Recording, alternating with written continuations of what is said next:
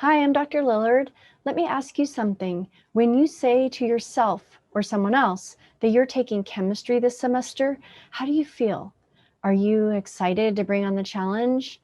Are you uncertain or anxious? Maybe you're just meh with no feelings about it at all. My feelings about taking introductory chemistry when I was a civil engineering major were that I was annoyed. Why did I need to take chemistry when I was an engineering major? I took the class, got through it with a B, and thought I was done. But then I had to take general chemistry too.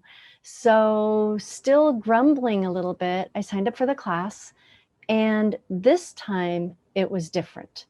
This time, the instructor spent a lot of time going over the problems, explaining how to do them step by step. The idea that the math connected to the concepts transformed me. And I ended up getting an A in the class, and I changed my major to chemistry.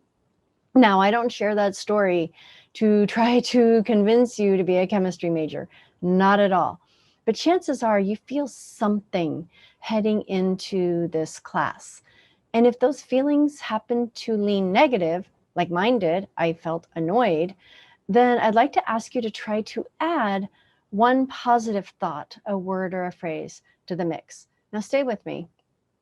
This way, when the negative feelings start to swirl around, then you can draw on that positive thought, that positive word, to help maybe ease some of the tension about this class. So, moving forward, let's anticipate challenge as we broaden our scientific knowledge, reward as we level up our critical thinking skills, and empowerment as we seek to master the problem solving each week. I hope that you can anticipate that this will be a worthwhile experience, and I'll see you next week.